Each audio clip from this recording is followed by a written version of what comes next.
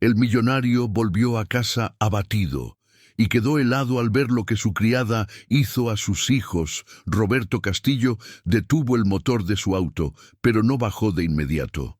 Permaneció allí, con las manos aferradas al volante de cuero, respirando ese aire reciclado y frío que parecía ser lo único que lo mantenía cuerdo. Eran las 3 de la tarde. Había regresado antes de tiempo, huyendo de una junta directiva donde las voces de los accionistas le sonaban como zumbidos lejanos, carentes de sentido.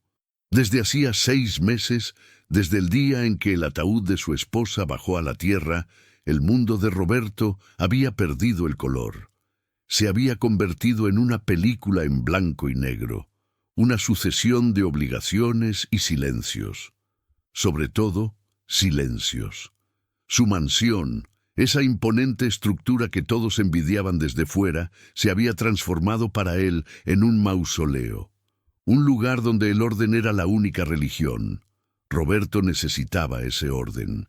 Necesitaba que los cojines estuvieran alineados, que el suelo brillara como un espejo y fundamentalmente que no hubiera ruido. El ruido le recordaba que la vida seguía y él no estaba listo para eso. El ruido le recordaba que en esa casa vivían 4 niños pequeños que habían perdido a su madre, y el dolor de verlos sufrir era tan agudo que Roberto había optado por la estrategia del avestruz. Si todo estaba quieto, si todo estaba en silencio, entonces el dolor no podía encontrarlo. Con un suspiro que le pesó en las costillas, abrió la puerta del auto y bajó. Se ajustó el saco de su traje azul marino, un traje cortado a medida que costaba más de lo que muchas familias ganaban en un año, pero que a él no le brindaba ni un gramo de calor humano. Caminó hacia el portón lateral que daba al jardín principal.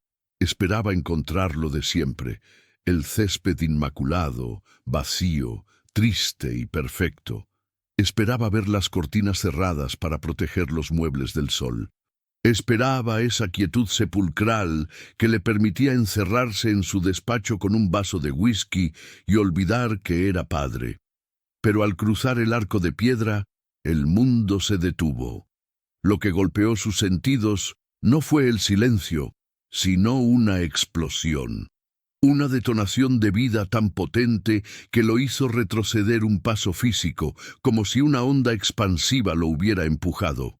Frente a él, el jardín, su jardín prohibido y sagrado, era un campo de batalla de alegría líquida. El tiempo pareció congelarse en una fotografía de alta resolución, grabando cada detalle en la retina de Roberto, con una claridad dolorosa. Allí estaban ellos, sus hijos, Leo, Matías, Ciro y Julián. 4 réplicas exactas de cabellos rubios y ojos grandes. Pero no eran los niños pálidos y solemnes que él veía en el desayuno, esos que comían tostadas con miedo a dejar caer una miga. No, estos niños eran salvajes, eran energía pura. Estaban corriendo hacia él, pero no lo veían, corrían hacia la vida. El sol de la tarde, cayendo en un ángulo cinematográfico, iluminaba millones de gotas de agua que flotaban en el aire, suspendidas como diamantes efímeros alrededor de los cuerpos pequeños. Estaban empapados. Sus pies descalzos chapoteaban sobre el pasto, levantando lodo y agua, ignorando cualquier regla de etiqueta, cualquier norma de higiene, cualquier decreto de su padre. Roberto sintió que le faltaba el aire. Sus ojos, acostumbrados a revisar hojas de cálculo y contratos, no podían procesar la vitalidad de la escena. Leo llevaba un polo azul claro que se le pegaba al cuerpo por el agua. Matías, una camiseta roja vibrante. Ciro, una verde con un dinosaurio que parecía rugir con él. Y Julián, con su camiseta naranja deportiva con el número 4. Los colores eran tan intensos que lastimaban la grisura habitual de Roberto. Y a la izquierda, la responsable del caos, Elena. La mujer que había contratado hacía apenas 2 semanas, con la advertencia estricta de mantener el orden. Elena no estaba manteniendo el orden. Elena estaba creando un motín, vestida con su uniforme azul brillante y ese delantal blanco con volantes. Sostenía la manguera roja del jardín como si fuera un arma de felicidad masiva. No tenía miedo. No estaba preocupada por el barro.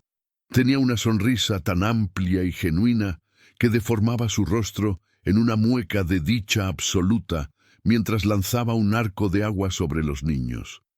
El sonido llegó después de la imagen. No eran gritos de desobediencia.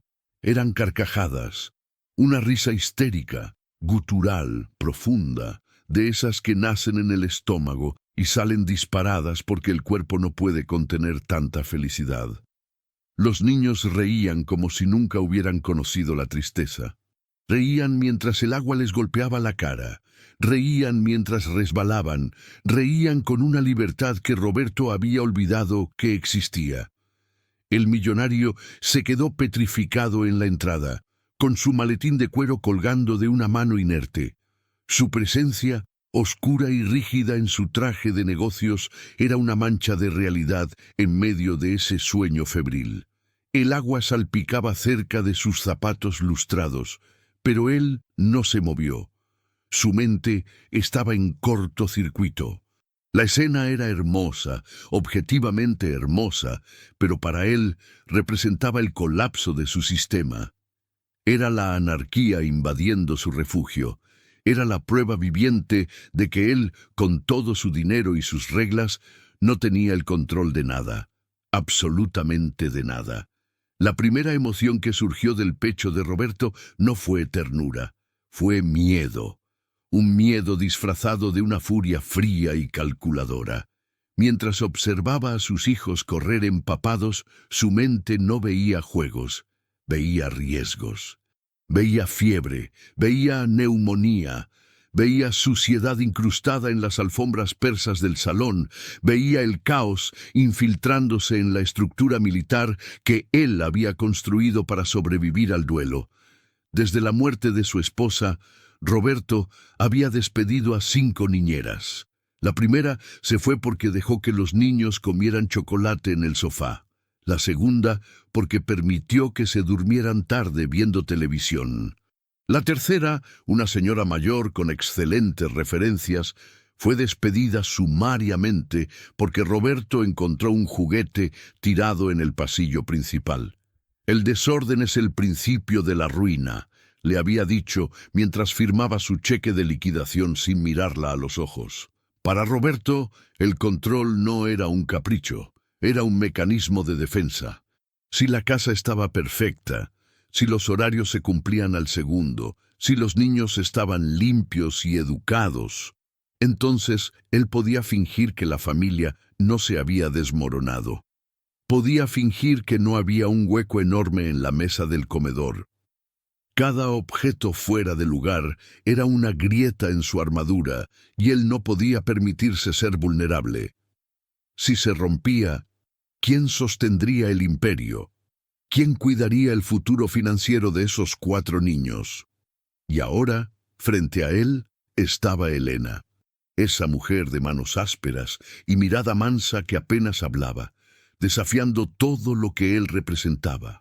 Roberto recordó la entrevista de trabajo. Recordó haberle dicho con su voz de barítono que no admitía réplicas. En esta casa no se grita, en esta casa no se corre, y bajo ninguna circunstancia quiero ver a los niños sucios. ¿Entendido? Ella había asentido, con esa humildad que él confundió con sumisión. Qué equivocado estaba. Lo que veía ahora era una rebelión abierta. Elena no solo había ignorado sus reglas, las estaba pisoteando con alegría. Estaba mojando a sus hijos con agua fría de la manguera, en el jardín, a la vista de cualquiera. ¿Qué pensarían los vecinos? ¿Qué pensaría la sociedad si viera a los herederos del Imperio Castillo corriendo como salvajes, llenos de lodo? Pero había algo más profundo y oscuro que retorcía las entrañas de Roberto mientras veía la escena congelada en el tiempo. Era una punzada de celos, unos celos ácidos y corrosivos, Se fijó en Ciro, el más pequeño y sensible de los cuatrillizos. Ciro, que desde el funeral se escondía detrás de las piernas de Roberto y lloraba por las noches llamando a mamá. Ciro estaba allí, en el centro del jardín, con los brazos abiertos hacia el cielo, recibiendo el agua como si fuera una bendición, con la boca abierta en una carcajada muda por la distancia. Roberto se dio cuenta, con un horror que le heló la sangre, de que él no había logrado hacer reír a Ciro en 6 meses. Le había comprado el mejor set de trenes eléctricos importados de Alemania. Le había traído un pony, le había llenado la habitación de peluches gigantes, y Ciro solo lo miraba con ojos tristes y vacíos. Y ahora, una empleada doméstica, con una manguera de plástico que costaba unos pocos pesos y un poco de agua corriente, había logrado lo que su fortuna millonaria no pudo: devolverle la luz a los ojos de su hijo. Eso le dolió más que la desobediencia. Se sintió inútil, se sintió reemplazable, se sintió como un cajero automático con piernas, capaz de proveer todo menos lo que realmente importaba. Y esa sensación de insuficiencia se transformó rápidamente en ira hacia la mujer que la había provocado. Era más fácil estar enojado con Elena que enfrentarse a su propio fracaso como padre. Roberto apretó los puños. Los nudillos se le pusieron blancos. La imagen idílica de los niños jugando comenzó a distorsionarse ante sus ojos, teñida por el filtro rojo de su indignación. ¿Cómo se atrevía? ¿Cómo se atrevía a romper la santidad de su duelo con ese carnaval de ruido y agua? Ella no conocía el dolor que habitaba en esos muros. Ella era solo una empleada. No tenía derecho a cambiar las reglas. El millonario dio un paso adelante, saliendo de la sombra del pórtico hacia la luz del sol. Su sombra se proyectó larga y amenazante sobre el césped verde. Iba a terminar con esto. Iba a despedirla en ese mismo instante, delante de los niños si era necesario. Iba a restaurar el orden, aunque tuviera que gritar para lograr el silencio. La escena visual era un contraste brutal. A un lado, la vida vibrante, húmeda, caótica y colorida de los niños y la criada. Al otro, la figura seca, oscura, rígida y muerta en vida del padre. 2 mundos a punto de colisionar. Roberto sentía que su autoridad estaba siendo burlada y su ego herido clamaba por justicia. No se daba cuenta aún de que lo que estaba viendo no era un acto de rebeldía, sino un acto de salvación. Pero en ese momento, cegado por su propia amargura, solo veía agua desperdiciada y ropa sucia. El viento cambió de dirección, trayendo hasta él algunas gotas de agua pulverizada. Le golpearon la cara como pequeños alfileres fríos. Roberto no parpadeó. Se limpió una gota de la mejilla con un movimiento lento y deliberado de su mano, como si se quitara una ofensa. Respiró hondo, llenando sus pulmones, para lanzar la reprimenda que acabaría con la risa de una vez por todas. Su voz estaba lista para cortar el aire como un cuchillo. La felicidad de sus hijos pendía de un hilo, y él sostenía la tijera. Para entender el crimen había que entender la ley, y la ley de Roberto Castillo se había dictado esa misma mañana, apenas 7 horas antes, en el comedor principal de la residencia. El recuerdo estaba fresco y punzante en la memoria de Elena mientras sostenía la manguera bajo el sol de la tarde, pero aquella mañana había sido gris, a pesar de que el cielo estaba despejado. A las 7 en punto, como un reloj suizo, Roberto había bajado las escaleras. No había saludado. Su presencia era una tormenta silenciosa que absorbía el oxígeno de la habitación. Se había sentado a la cabecera de la mesa, esa mesa larga de madera oscura que parecía interminable y que separaba al padre de sus hijos como si fuera un océano. Los cuatrillizos, Leo, Matías, Ciro y Julián, ya estaban sentados, vestidos con uniformes de casa idénticos, con el cabello peinado con tanta gomina que parecía casco, y las manos pequeñas reposando sobre el mantel blanco.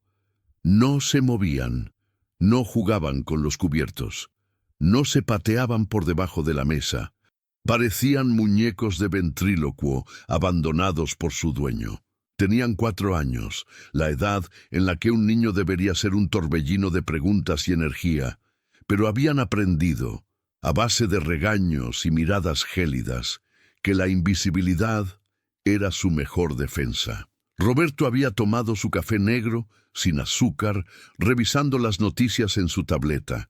El único sonido en la habitación era el leve tintineo de la cucharilla y el paso de las páginas digitales.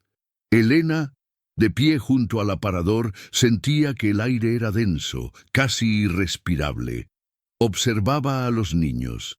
Veía cómo Julián miraba con deseo la mermelada de fresa, pero no se atrevía a pedirla por miedo a mancharse.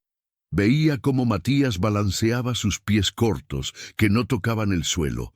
Un movimiento nervioso que detuvo en seco cuando su padre levantó la vista. Antes de irse, Roberto se había puesto de pie, ajustándose el nudo de la corbata con esa precisión maniática que lo caracterizaba. Se giró hacia Elena. No la miró a los ojos, sino a un punto indefinido en su frente, como si ella fuera un mueble más que necesitaba instrucciones de mantenimiento. «Elena», dijo con su voz grave y plana, «hoy tengo una reunión crucial con inversionistas extranjeros.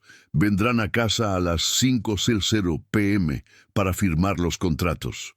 «Sí, señor», respondió ella, entrelazando sus dedos nerviosos sobre el delantal. «Escúchame bien», continuó él, dando un paso hacia ella, invadiendo su espacio con su autoridad. «La casa debe estar impecable. No quiero ver un solo juguete fuera de su caja. No quiero oír gritos, ni llantos, ni risas escandalosas. Y los niños». Hizo una pausa, mirando a sus 4 hijos con una mezcla de exigencia y decepción.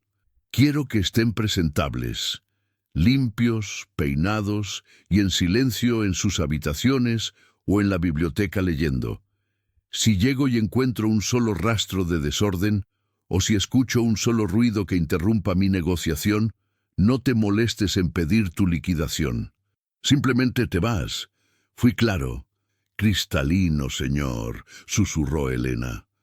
Roberto asintió una vez, secamente, y salió sin despedirse de sus hijos. Ni un beso, ni una caricia en la cabeza, ni un «hasta luego».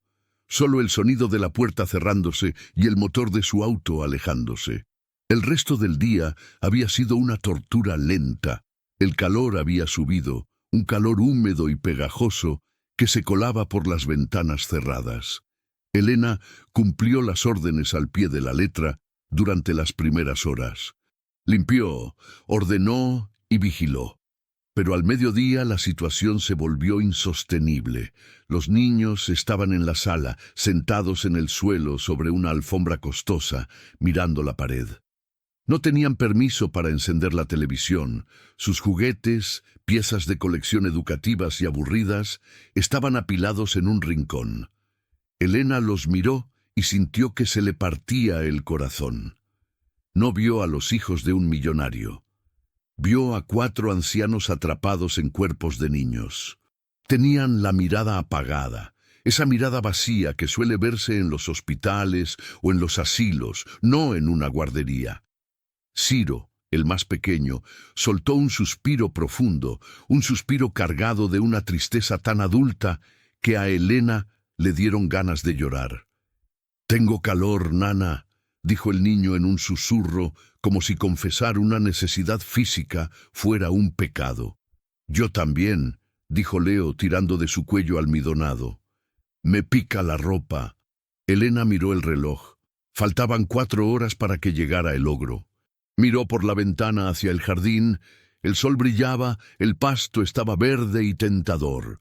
Vio la manguera roja enrollada junto al grifo exterior. Fue una decisión visceral. No fue un acto de rebeldía contra Roberto, fue un acto de rescate hacia los niños. Elena pensó en su propia infancia, pobre pero feliz, corriendo bajo la lluvia, saltando en los charcos, sintiéndose viva. Miró a los 4 niños lánguidos y pálidos. Si siguen así, se van a enfermar de tristeza, pensó. El alma también se muere si no se la alimenta. ¿Saben qué?, dijo Elena de repente rompiendo el protocolo de silencio. Su voz sonó fuerte en la sala vacía. Los 4 niños la miraron, sorprendidos. «Vamos afuera». «Papá dijo que no», respondió Matías con miedo, sus ojos grandes abriéndose con pánico. «Papá no está aquí», dijo Elena sintiendo una adrenalina desconocida. «Y hace mucho calor. A la ropa no le pasa nada si se moja, se seca. Pero a ustedes les hace falta sol». Los sacó al jardín. Al principio caminaban con miedo, como si el pasto fuera lava, pero entonces Elena hizo lo impensable. Abrió el grifo. El agua salió disparada, fría y brillante. Apuntó al cielo, no a ellos, dejando que el agua cayera como una lluvia artificial.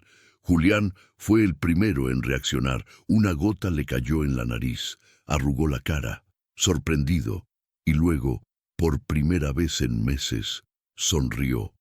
Una sonrisa tímida, desdentada. Elena no se detuvo ahí.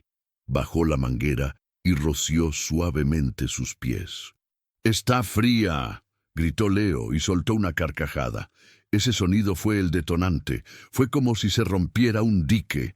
El miedo se evaporó bajo el sol y fue reemplazado por la euforia. Empezaron a correr, empezaron a gritar, empezaron a ser niños. Elena se olvidó de la hora, se olvidó del contrato, se olvidó de la amenaza de despido. Solo existía ese momento de felicidad pura, donde ella era la guardiana de la risa y el agua era bendita, hasta que el auto azul marino apareció en la entrada. El tiempo tiene una forma cruel de estirarse cuando uno es descubierto cometiendo un error. Para Elena, el segundo en que sus ojos se cruzaron con la figura inmóvil de Roberto Castillo, al otro lado del jardín, duró una eternidad. El cerebro de Elena registró la imagen en cámara lenta, el traje azul marino impecable, el maletín de cuero colgando de una mano tensa, la expresión facial que no era de ira explosiva, sino de algo mucho peor, una decepción gélida y calculadora. Era la mirada de un juez que ya ha dictado sentencia antes de escuchar a la defensa. Su reacción fue instintiva. Sus manos, que segundos antes sostenían la manguera con firmeza y alegría, temblaron. Cerró el grifo con un movimiento brusco, casi doloroso. El chorro de agua, que había estado dibujando arcoíris en el aire y provocando carcajadas, murió al instante. El último chisguete cayó tristemente sobre el pasto, creando un charco de barro a los pies de Leo.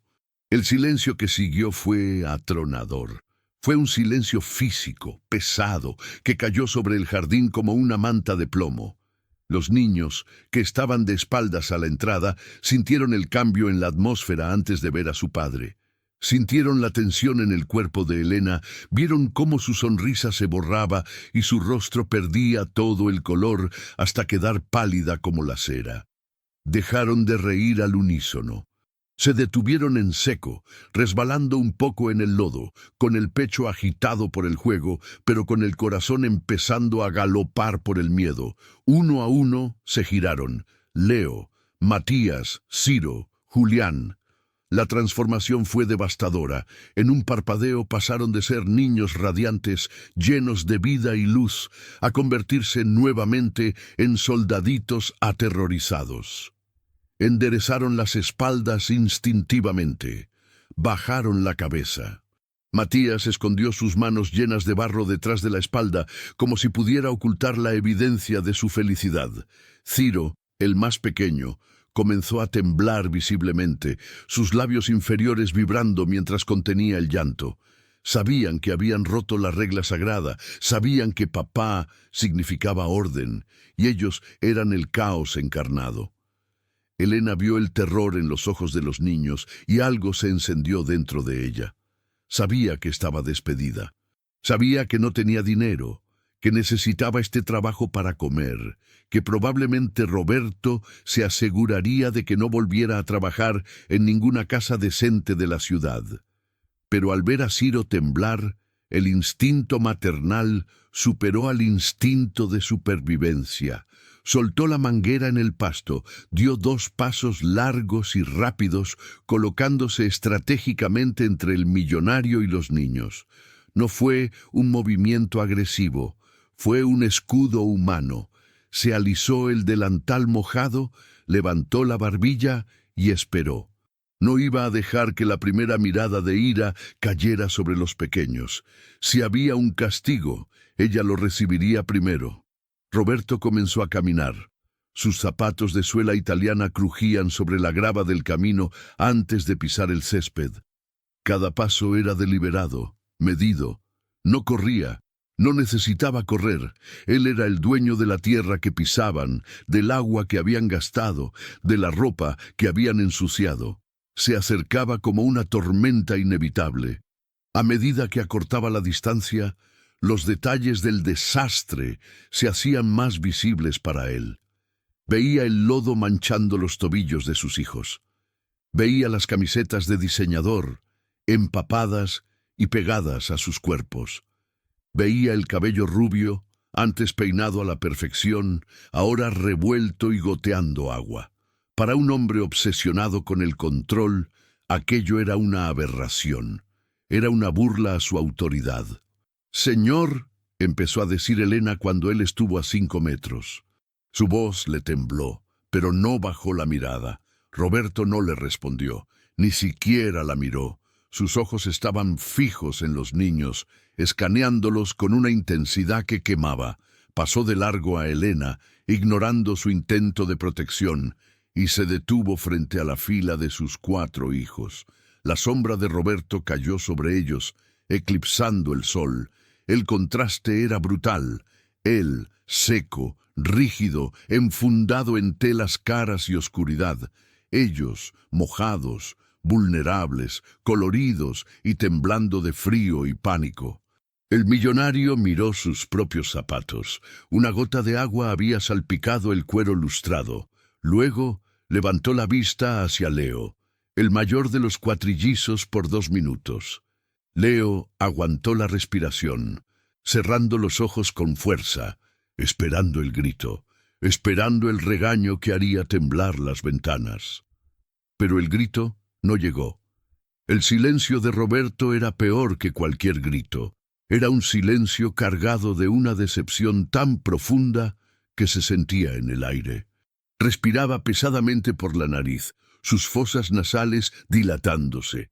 Estaba evaluando los daños, estaba calculando cuánto costaría limpiar esto. Estaba pensando en la disciplina. Les dije... La voz de Roberto salió baja, ronca, casi un gruñido que vibraba en su pecho. Les dije que quería orden. Elena sintió un nudo en la garganta.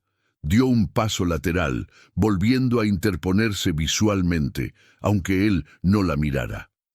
«Fui yo, señor», dijo ella, con más fuerza esta vez. «Ellos no tienen la culpa. Yo los saqué, yo abrí el agua. Si va a castigar a alguien, castígueme a mí, écheme a mí, pero no los mire así».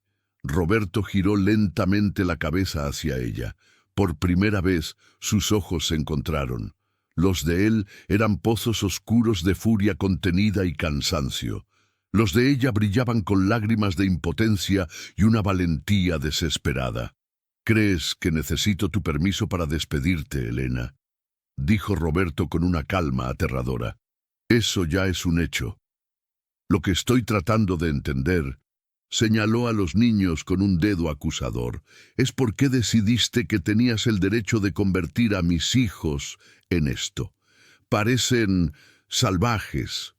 «Parecen felices, señor», respondió Elena, y la palabra «felices» quedó flotando en el aire entre ellos como un desafío. La mandíbula de Roberto se tensó. La palabra le golpeó como una bofetada. ¿Felices? ¿Cómo podían ser felices desobedeciéndolo? ¿Cómo podían ser felices en el caos? La tensión llegó a su punto máximo. El millonario estaba a punto de explotar, de liberar toda la amargura acumulada en meses de duelo sobre esa mujer insolente. Levantó la mano, quizás para señalar la salida, quizás para enfatizar su punto. Los niños se encogieron, pensando que iba a pegarles. Ese pequeño gesto, ese retroceso instintivo de sus propios hijos ante su presencia, fue lo que detuvo el tiempo nuevamente. Roberto se quedó con la mano en el aire, congelado, viendo el miedo puro en las caras que más amaba en el mundo. No veían a su padre, veían a un monstruo, y esa comprensión fue el primer golpe de cincel en la piedra de su corazón, aunque la ira todavía le impedía entenderlo del todo. La mano de Roberto seguía suspendida en el aire, un gesto de autoridad truncado que ahora parecía ridículo frente al terror instintivo de sus hijos.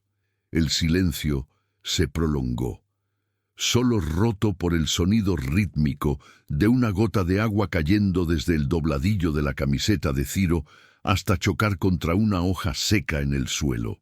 Ploc, ploc, ploc. Ese sonido diminuto era como un martillo golpeando la sien del millonario. Elena, con el corazón latiéndole en la garganta como un pájaro atrapado, observó el cambio en la postura de Roberto. No fue un cambio brusco, fue sutil, casi imperceptible para alguien que no conociera el lenguaje del dolor. Los hombros del hombre, siempre cuadrados y tensos bajo la tela importada del traje, bajaron una fracción de centímetro. Su respiración, antes agitada por la furia, se detuvo por completo. Roberto no estaba mirando el lodo. Ya no. Sus ojos, esos ojos oscuros acostumbrados a leer balances financieros y detectar mentiras en juntas directivas, se habían clavado en algo que desafiaba toda su lógica. Se habían clavado en la cara de Ciro. Ciro, el menor de los cuatro, el que había dejado de hablar 3 semanas después del funeral. El que pasaba las tardes sentado frente a la ventana, mirando la nada con unos ojos tan vacíos que a Roberto le daba miedo mirarlos por mucho tiempo, porque en ellos veía reflejado su propio abismo.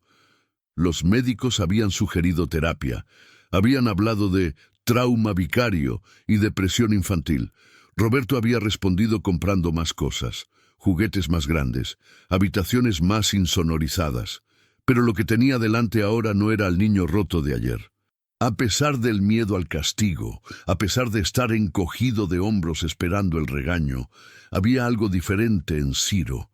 Era un brillo, una luminosidad física que emanaba de su piel. Sus mejillas, habitualmente pálidas como el papel, estaban encendidas con un rubor rosado y vibrante, producto de la carrera, del sol y de la risa. Su pecho subía y bajaba con fuerza, llenando los pulmones de aire fresco, no de ese aire acondicionado y estéril de la mansión. Roberto dio un paso más, lento, hipnotizado. El barro manchó la punta de sus zapatos italianos, pero esta vez ni siquiera bajó la vista. Se agachó, no con la rigidez de un padre estricto, sino con la pesadez de un hombre que ve un fantasma. Quedó a la altura de los ojos de su hijo. Ciro, susurró. Su voz salió quebrada, irreconocible. El niño parpadeó.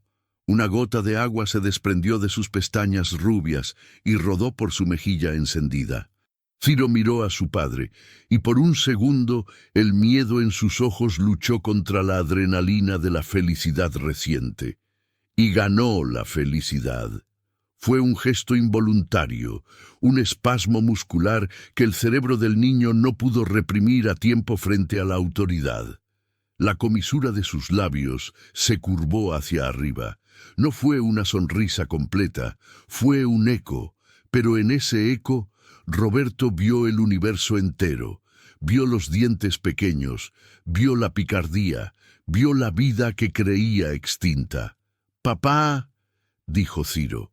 Su voz no era el susurro temeroso de siempre, tenía un matiz de emoción, una vibración eléctrica. El agua vuela. Roberto se quedó helado. La frase era absurda, infantil, simple. El agua vuela. Pero Ciro estaba hablando. Estaba compartiendo un descubrimiento. Estaba invitando a su padre a su mundo en lugar de esconderse de él. El millonario sintió un vértigo brutal. Extendió la mano, no para golpear, no para señalar, sino para tocar. Sus dedos largos y cuidados rozaron la mejilla mojada de su hijo.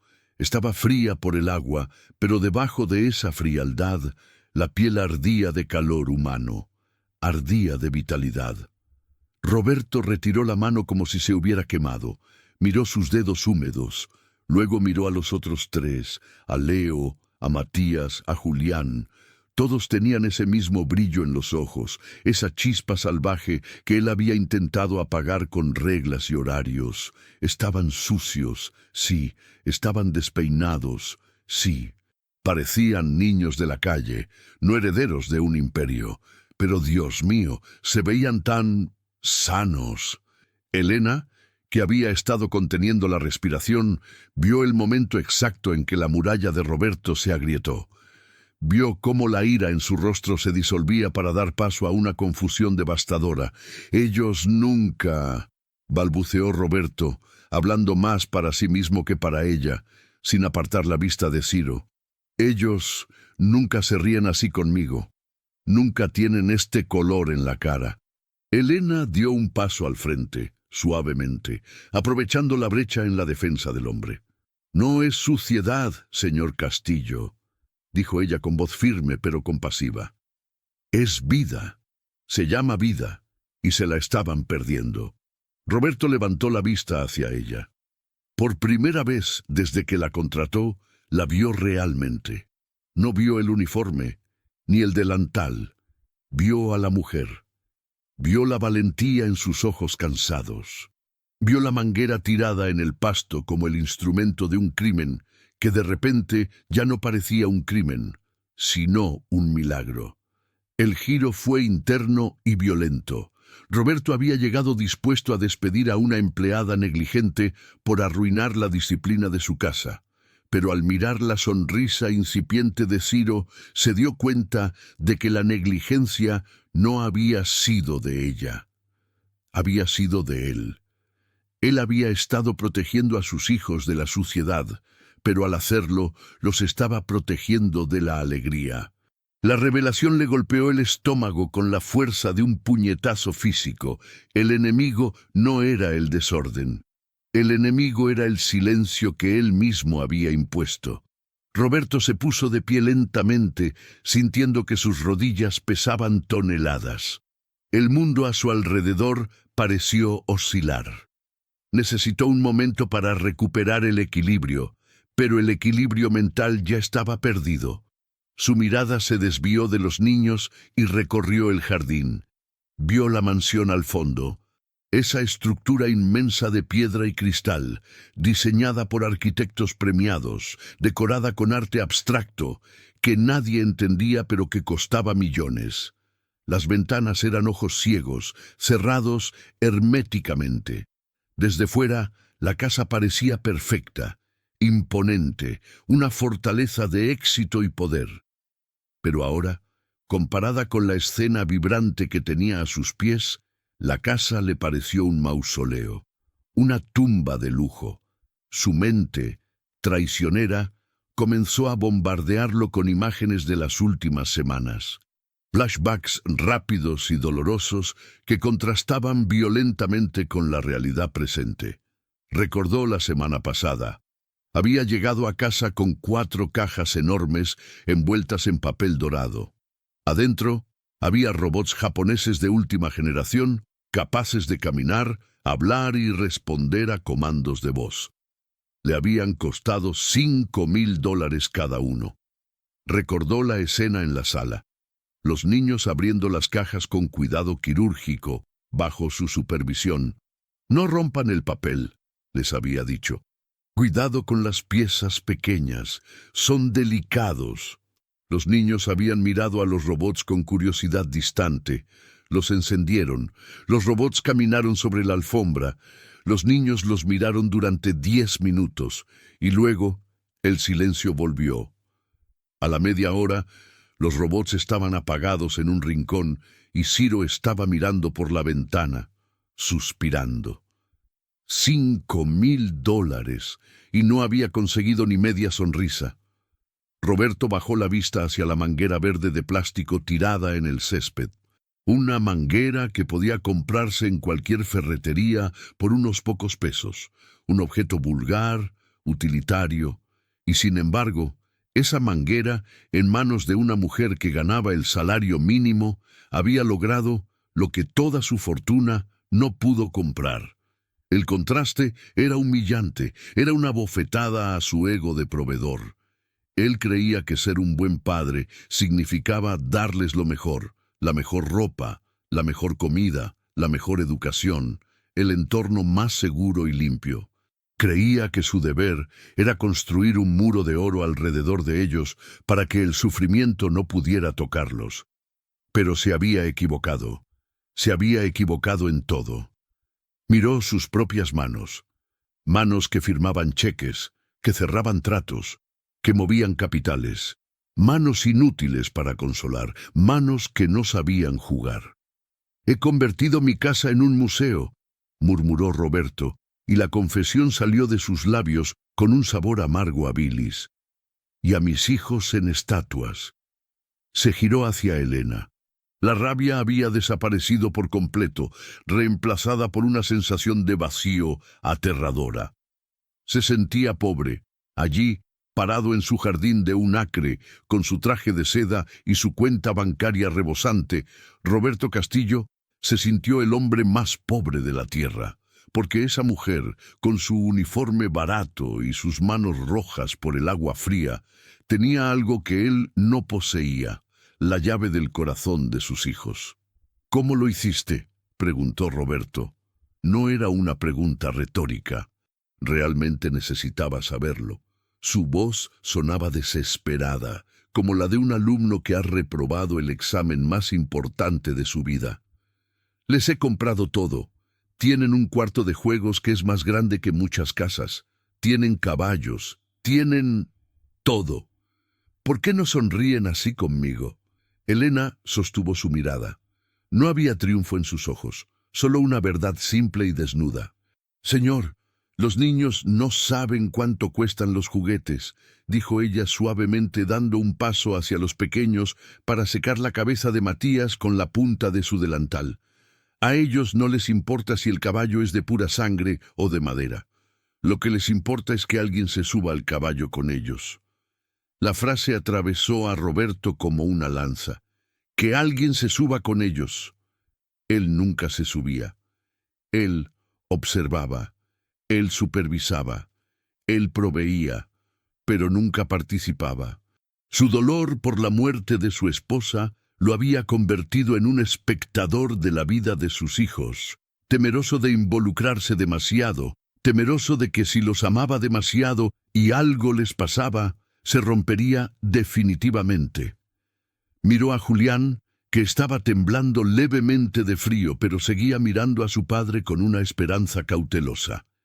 El niño tenía barro en las rodillas, barro sucio, marrón, terroso. Hace una hora, Roberto habría gritado por la mancha.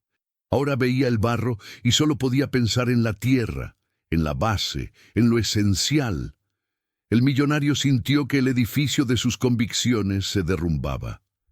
La lógica empresarial no aplicaba aquí.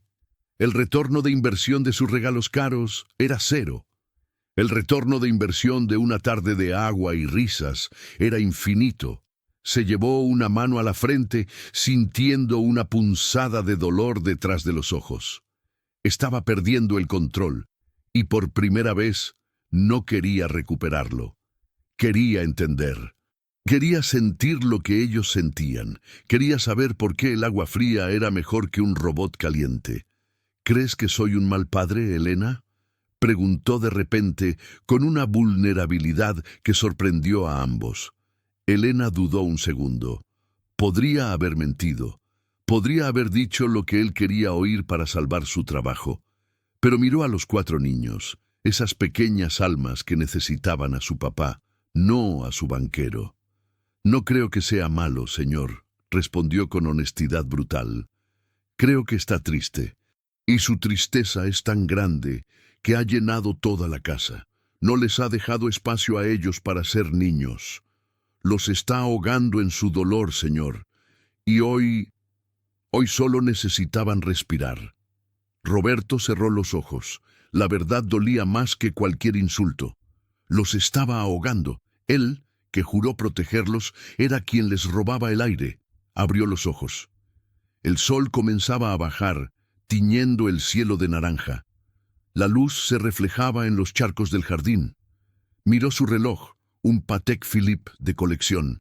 Las 5:00 p.m., la reunión con los inversionistas, los contratos millonarios. Deberían estar llegando en cualquier momento. Debería estar gritando, ordenando a Elena que escondiera a los niños, que limpiara el desastre, que trajera café. Debería estar corriendo a cambiarse los zapatos manchados. Pero Roberto no se movió hacia la casa. Se quedó plantado en el jardín, mirando la catástrofe que era en realidad su única salvación. El choque de realidades había terminado. La realidad del dinero había perdido la batalla contra la realidad del amor, y ahora él tenía que decidir qué hacer con los escombros de su orgullo. La pregunta de Roberto había quedado flotando en el aire húmedo del jardín, pesada y tóxica. ¿Crees que soy un mal padre?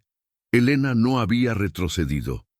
Su respuesta sobre la tristeza que ahogaba la casa había sido un disparo directo al centro del pecho del millonario. Pero el golpe final, el que realmente destrozaría la armadura de Roberto Castillo, estaba a punto de llegar. El sonido de un motor potente interrumpió el duelo de miradas. No era el auto de Roberto. Era una camioneta negra, blindada, elegante. Se detuvo justo detrás del portón de hierro forjado que daba a la calle. Segundos después, otro vehículo se unió. Eran las 5 en punto. Roberto giró la cabeza mecánicamente hacia la entrada. A través de los barrotes vio bajar a 3 hombres. Llevaban trajes grises, maletines de piel, y esa postura arrogante de quienes mueven el dinero del mundo. Eran los inversionistas alemanes. La reunión del año. La fusión que triplicaría el patrimonio de los Castillo y aseguraría el legado financiero de sus hijos por 3 generaciones. Los hombres se acercaron al portón, esperando que se abriera automáticamente. Uno de ellos miró hacia el jardín a través de las rejas. Roberto vio cómo la expresión del hombre pasaba de la formalidad profesional a una mueca de confusión y disgusto. Desde su posición, el inversionista veía el cuadro completo: el jardín inundado, el lodo, la empleada mojada y, lo peor de todo, al gran Roberto Castillo con los zapatos sucios y el rostro desencajado. En cualquier otro día de su vida, Roberto habría sentido pánico. Habría corrido hacia el interfono, habría gritado órdenes, habría escondido a su familia como si fueran un secreto vergonzoso para presentar la fachada de perfección que vendía en sus negocios. Su ego, ese monstruo insaciable que se alimentaba de la admiración ajena, habría tomado el control. Pero hoy algo se había roto, o tal vez algo se había despertado. Roberto miró a los hombres de traje en la puerta. Luego volvió a mirar a Ciro, que seguía aferrado a la pierna de Elena, mirándolo con esos ojos grandes que pedían perdón por haber sido feliz. La comparación fue inevitable y brutal. Allá afuera, el éxito, el respeto, el poder. Aquí adentro, 4 niños que le tenían miedo. Roberto sintió una náusea repentina. Una vergüenza caliente le subió por el cuello, pero no era vergüenza por el desorden de sus hijos. Era vergüenza de sí mismo. Vergüenza de que esos extraños en la puerta conocieran sus proyecciones financieras mejor de lo que él conocía los sueños de sus hijos. Vergüenza de haber pasado más horas eligiendo el color de su corbata esa mañana que escuchando a Leo contarle sobre su sueño. Se volvió hacia Elena. Su voz, cuando habló, ya no tenía el tono de mando. Sonaba hueca, rasposa. Ahí están. dijo Roberto señalando vagamente hacia el portón. Vienen a firmar. Si ven este caos, pensarán que no puedo controlar ni mi propia casa. Pensarán que soy débil. Elena, que había estado protegiendo a los niños con su cuerpo, dio un paso al frente. El agua goteaba de su delantal, pero ella parecía llevar una armadura invisible de dignidad. «Señor», dijo ella, y esta vez su tono fue duro, casi maternal, como si regañara a un niño que no entiende la lección. «Mírelos bien, mire a esos hombres de allá afuera. Ellos quieren su firma, quieren su dinero. Si usted muere mañana, ellos buscarán a otro socio el lunes por la mañana. No derramarán ni una lágrima por usted». Roberto parpadeó, aturdido por la franqueza. Elena señaló a los cuatrillizos, que seguían inmóviles, esperando el veredicto. «Pero ellos...» La voz de Elena se quebró ligeramente por la emoción, pero no perdió fuerza. «Ellos son los únicos en este mundo que lo recordarán. Y ahora mismo, señor, lo único que recordarán es que su padre prefería impresionar a unos extraños con trajes caros que verlos sonreír». La frase golpeó a Roberto con la fuerza de un mazo. «Prefería impresionar a unos extraños». «Usted se preocupa por el desorden», continuó Elena implacable, decidida a jugarse su última carta. «Me dijo que quería una casa silenciosa, una casa perfecta. Pues felicidades, señor, casi lo logra. Ha convertido este lugar en un museo precioso. Pero los museos son para las cosas muertas. Una casa sin ruido de niños no es un hogar, señor Castillo. Es un cementerio con muebles caros. Y sus hijos están vivos. Están vivos, por el amor de Dios. Un cementerio». La palabra resonó en la mente de Roberto como un eco en una catedral vacía. Miró la mansión a sus espaldas, las ventanas oscuras, las cortinas perfectamente alineadas, el silencio sepulcral que solía reinar allí. Elena tenía razón. No estaba construyendo un refugio, estaba construyendo un mausoleo para su propio dolor, y estaba obligando a sus hijos a enterrarse vivos con él. La humillación fue total. No fue una humillación pública frente a los socios, fue una humillación moral frente a su propia conciencia. Se dio cuenta de que su riqueza era un disfraz. Se dio cuenta de que era un mendigo emocional. Tenía millones en el banco, pero no tenía la confianza de Ciro. Tenía propiedades, pero no tenía la risa de Julián. El interfono del portón sonó.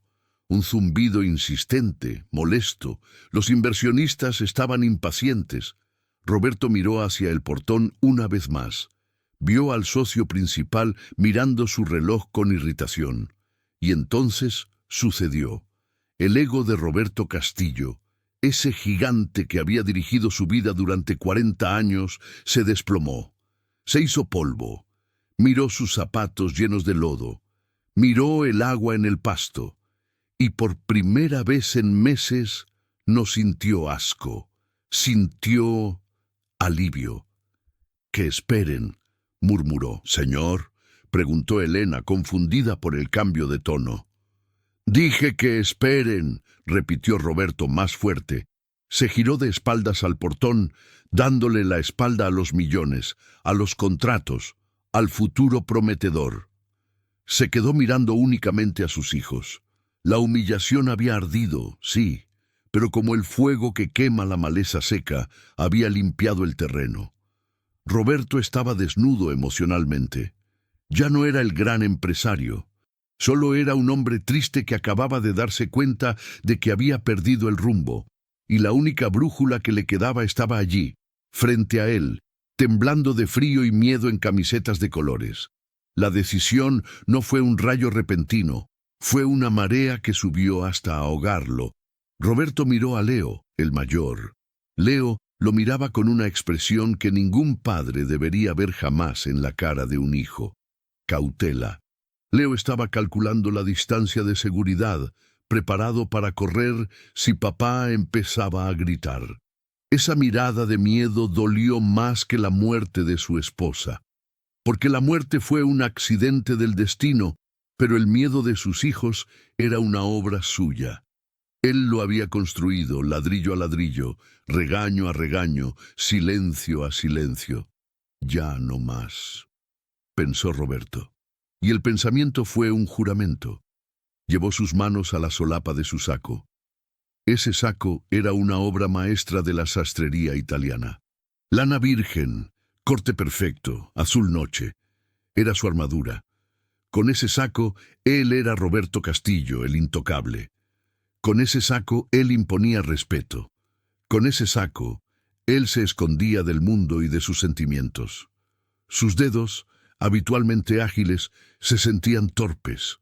Agarró la tela con fuerza, arrugándola sin piedad. Se quitó el saco. El movimiento fue lento, casi ceremonial.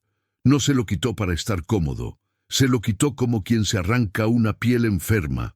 Los niños abrieron los ojos como platos. Nunca jamás habían visto a su padre sin el saco puesto fuera de su habitación. Para ellos, el traje era parte de su cuerpo, como una segunda piel de escamas duras. Roberto sostuvo la prenda cara en una mano. Pesaba. Pesaba como pesaban sus obligaciones, sus obsesiones, su ridícula necesidad de control. Miró un arbusto de rosas perfectamente podado a su derecha. Sin dudarlo un segundo, sin doblarlo, sin cuidarlo, lanzó el saco. La prenda voló por el aire de la tarde, una mancha oscura y flácida, y aterrizó torpemente sobre las espinas. ¡Papá!, exclamó Matías, llevándose las manos a la boca, horrorizado por el sacrilegio. Tirar ropa al suelo era pecado capital en la casa Castillo. Pero Roberto no había terminado. Sus manos fueron al cuello. Agarró el nudo de la corbata de seda. Esa soga que le apretaba la garganta desde las 7 de la mañana hasta las 10 de la noche. Tiró de ella con violencia, deshaciendo el nudo perfecto que le había tomado 5 minutos hacer frente al espejo. La seda chirrió. Se la arrancó del cuello y la dejó caer al pasto mojado, donde el lodo la absorbió de inmediato. Elena observaba la escena con los ojos vidriosos. Sabía que no estaba viendo a un hombre desvestirse. Estaba viendo a un hombre rendirse al amor. Roberto desabrochó el primer botón de su camisa blanca, luego el segundo. Respiró. Una bocanada de aire real entró en sus pulmones, aire que olía a tierra mojada, a césped cortado y a infancia. Dio un paso hacia el lodo. Sus zapatos de piel, esos que costaban $1000 y que no debían tocar el agua, se hundieron en la tierra blanda. El sonido fue un cloc húmedo y sucio. El barro cubrió el cuero brillante, manchó los calcetines, se filtró hacia la piel. Roberto sintió la humedad fría en sus pies. Fue una sensación eléctrica, desagradable al principio, pero increíblemente real. Le recordó que tenía pies, que tenía cuerpo, que estaba parado sobre la tierra y no sobre un pedestal. Los niños retrocedieron un paso, asustados por la transformación. ¿Se había vuelto loco papá? ¿Era este el preludio de un castigo terrible? ¿Por qué se estaba rompiendo? Roberto vio su miedo y su corazón se encogió. Tenía que bajar. Tenía que dejar de ser el gigante que los miraba desde arriba. Dobló las rodillas. El movimiento fue difícil. Sus articulaciones estaban rígidas por la tensión. El pantalón de vestir se tensó, se manchó en las rodillas al tocar el pasto empapado y finalmente la tela fina se rasgó levemente. A Roberto no le importó. Se arrodilló. Allí, en medio del charco que Elena había creado, el millonario quedó de rodillas. El agua empapó sus piernas al instante. El frío subió por sus muslos, pero él no se movió. Ahora estaba a la altura de ellos. Sus ojos estaban al mismo nivel que los ojos de Ciro. Ya no tenía que mirar hacia abajo, ya no eran súbditos, eran iguales. «Hijos», dijo Roberto. Su voz era un susurro ronco, despojado de toda autoridad, lleno de una súplica desesperada. Extendió los brazos. Las mangas de su camisa blanca impoluta, ahora arremangadas torpemente, mostraban sus antebrazos tensos. Las palmas de sus manos estaban abiertas, vacías. No traía regalos, no traía juguetes caros, no traía sermones. Solo traía a su padre. «Lo siento», dijo, y la primera lágrima caliente y pesada rodó por su mejilla, trazando un camino a través de la máscara de frialdad que había llevado durante 6 meses. «Lo siento tanto». El silencio en el jardín cambió. Ya no era un silencio de miedo. Era un silencio de asombro. Los niños miraban a ese hombre arrodillado en el barro, llorando sin hacer ruido, con la camisa abierta y el pelo desordenado por el viento. No veían al empresario. Veían a un hombre roto que intentaba recomponerse. Leo, el valiente Leo, fue el primero en moverse. Miró a Elena buscando permiso. Elena, con lágrimas corriendo libremente por su cara, asintió con una sonrisa temblorosa. «Ve», le decían sus ojos. «Es seguro. Ya volvió». Leo dio un paso tímido hacia adelante. Sus pies descalzos chapoteaban en el mismo lodo que ahora manchaba las rodillas de su padre. Se acercó hasta quedar a centímetros de la cara de Roberto. Estiró su mano pequeña, sucia y mojada, y tocó la cara de su padre. Sus dedos pequeños limpiaron la lágrima que caía. El contacto fue una descarga eléctrica para Roberto. Cerró los ojos y soltó un sollozo que le sacudió todo el cuerpo. Un sonido que llevaba meses atrapado en su garganta. «¿Papá triste?», preguntó Leo con su voz inocente. Roberto abrió los ojos. Vio a su hijo. Vio la preocupación genuina en su rostro. Negó con la cabeza, tragándose el llanto, intentando sonreír aunque le doliera la cara. «No, hijo», dijo Roberto, con la voz rota pero firme. Papá estaba ciego, papá estaba dormido, pero ya despertó.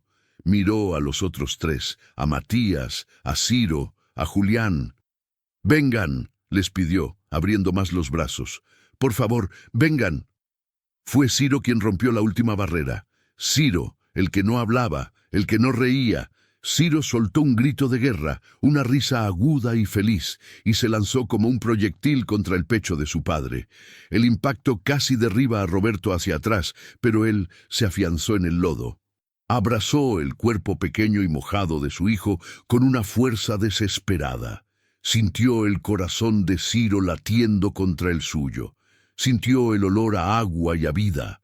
Al ver que era seguro, al ver que Ciro no había sido rechazado, Matías y Julián corrieron también. Y finalmente Leo. Los 4 se abalanzaron sobre él. 4 cuerpos pequeños, mojados y llenos de barro, cubriendo la camisa blanca de diseñador, manchando el cuello, mojándole la cara. Roberto cerró los brazos alrededor de ellos, formando un capullo humano. Hundió la cara en el cuello de Matías y aspiró profundamente. Lloró. Lloró como no había llorado en el funeral. Lloró por el tiempo perdido, por los abrazos que no dio, por la estupidez de su orgullo. Pero también lloró de gratitud, porque Elena tenía razón. Estaban vivos. Y mientras estuvieran vivos, había tiempo para arreglarlo. Afuera, en el portón, los inversionistas tocaron el claxon de nuevo. Un sonido largo, impaciente, agresivo. Roberto ni siquiera parpadeó. El sonido le pareció tan lejano como si viniera de otro planeta. En ese momento, abrazado a sus 4 hijos en el lodo, Roberto Castillo era el hombre más rico del mundo, y no le importaba si perdía hasta el último centavo de su fortuna, siempre y cuando no tuviera que soltarlos nunca más. El claxon de la camioneta blindada sonó por tercera y última vez. Fue un sonido largo, agresivo, un bocinazo que en el mundo corporativo significaba «se acabó el tiempo y has perdido la oportunidad de tu vida». El sonido rebotó contra las paredes de piedra de la mansión y se perdió en el aire de la tarde. Roberto Castillo, de rodillas en el barro, con 4 niños aferrados a su torso como náufragos a una balsa, escuchó el sonido. Lo escuchó perfectamente. Sabía lo que significaba. Significaba que los alemanes se iban. Significaba que la fusión multimillonaria se estaba evaporando con cada segundo que pasaba. Significaba que mañana las acciones de su compañía caerían y los titulares de prensa hablarían de su incompetencia. Pero Roberto no giró la cabeza, ni siquiera se inmutó. Sintió cómo Matías, pegado a su pecho, se tensaba al oír el ruido estridente. Roberto instintivamente acarició la espalda pequeña y húmeda de su hijo con su mano grande y manchada de tierra. «No pasa nada», susurró contra el cabello mojado del niño. «Que se vayan, que se lleven todo, no pasa nada». Escucharon el rugido del motor acelerando con furia, seguido del chirrido de los neumáticos sobre el asfalto. El sonido se alejó, haciéndose cada vez más débil, hasta desaparecer por completo. El silencio volvió al jardín, pero esta vez no era el silencio opresivo de la muerte. Era el silencio expectante de la vida que aguarda una señal. Roberto levantó la vista. Sus ojos, enrojecidos por el llanto reciente pero brillando con una claridad nueva, buscaron a Elena. Ella seguía allí, de pie, con la manguera en la mano, aunque el grifo estaba cerrado. Lo miraba con una mezcla de asombro y respeto, como si estuviera presenciando la conversión de un ateo frente a un altar. Roberto miró la manguera. Luego miró su camisa blanca, esa camisa de algodón egipcio que costaba $300, ahora arrugada y manchada de barro marrón en el pecho y los brazos. Pero no estaba empapada, no del todo. Faltaba algo, faltaba el bautismo completo. «Elena», dijo Roberto. Su voz sonó firme, pero no con la dureza del patrón, sino con la determinación de un hombre que quiere expiar sus pecados. «Sí, señor», respondió ella, apretando el plástico verde con nerviosismo. «Abre el grifo», ordenó él. Elena parpadeó confundida. «Señor, ya se fueron. Ya puede entrar a cambiarse. Yo limpio a los niños y...» «No», la interrumpió Roberto con una suavidad que desarmó a la mujer. «No me has entendido. No quiero limpiarme. Quiero que abras el grifo». Los niños se separaron un poco de su padre, mirándolo con curiosidad. Ciro ladeó la cabeza con los ojos muy abiertos. «Ábrelo, Elena», insistió Roberto, y luego, esbozando una sonrisa que le dolió en los músculos faciales por la falta de uso, añadió lo impensable. «Mójame». La mujer vaciló. Mojar al patrón era una transgresión que su cerebro de empleada doméstica no lograba procesar. Pero miró los ojos de Roberto y vio la súplica. Él no se lo estaba pidiendo como un juego, se lo estaba pidiendo como una medicina. Necesitaba sentir el frío, necesitaba sentir lo que sentían sus hijos, necesitaba destruir al señor Castillo para que pudiera nacer el papá. Con manos temblorosas, Elena giró la llave. El agua gorgoteó en la manguera, inflando el plástico verde como una serpiente que cobra vida, y salió disparada. Al principio, Elena apuntó hacia los pies de Roberto, tímida. «¡No!», gritó Roberto, riendo, una risa extraña y oxidada. «¡Arriba! ¡Como a ellos!». Elena respiró hondo, sonrió con complicidad y levantó la puntería. El arco de agua fría golpeó a Roberto en pleno pecho. El impacto fue brutal. El agua estaba helada. Roberto soltó un grito ahogado por la impresión, cerrando los ojos mientras el líquido empapaba su camisa al instante, pegando la tela a su piel, colándose por el cuello, bajando por su espalda.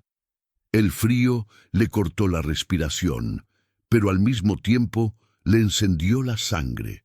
Fue un shock eléctrico que borró de un plumazo las preocupaciones, las cifras, el duelo y la rigidez. «¡Está fría!», gritó Roberto, abriendo los ojos y sacudiendo la cabeza como un perro mojado, lanzando gotas de agua por todas partes. La reacción de los niños fue inmediata y explosiva. Ver a su padre, al gigante intocable, gritando y mojándose bajo la manguera, rompió la última barrera de miedo que quedaba en sus corazones. «¡Papá mojado!», chilló Julián, saltando y aplaudiendo. «¡Al ataque!», gritó Leo. Y entonces sucedió la magia. Los 4 niños se lanzaron sobre él. No para abrazarlo esta vez, sino para jugar. Matías le tiró un puñado de pasto mojado a la camisa. Ciro intentó empujarlo, y Roberto, el hombre que negociaba con tiburones financieros, se dejó vencer por la fuerza de un niño de 4 años. Se dejó caer hacia atrás. Su espalda golpeó el césped encharcado con un sonido sordo. El barro le manchó el cabello, le entró en las orejas, le ensució el cuello. Estaba tirado en el suelo, derrotado, sucio, empapado y arruinado. Su traje de $1000 era basura. Su reputación corporativa estaba en el suelo con él. Y Roberto Castillo comenzó a reír. No fue una risa educada, fue una carcajada estruendosa, profunda, que nacía de las entrañas. Reía mientras el agua le caía en la cara. Reía mientras sus hijos saltaban sobre su estómago. Reía mientras sentía el lodo frío en sus manos. Elena, viendo la escena, sintió que las lágrimas le nublaban la vista, pero no dejó de regar. Sabía que esa agua era bendita. Estaba limpiando una casa que había estado sucia de tristeza durante demasiado tiempo. Roberto rodó por el pasto, atrapando a Julián y haciéndole cosquillas. El niño gritaba de alegría, retorciéndose en los brazos de su padre. «¡Te atrapé, monstruo de agua!», rugió Roberto, imitando una voz que no usaba desde hacía años. «No, papá es el monstruo», respondió el niño riendo. Por primera vez en 6 meses, Roberto no estaba pensando en el pasado ni en el futuro. No pensaba en su esposa muerta, ni en la cuenta bancaria. Estaba en el presente absoluto.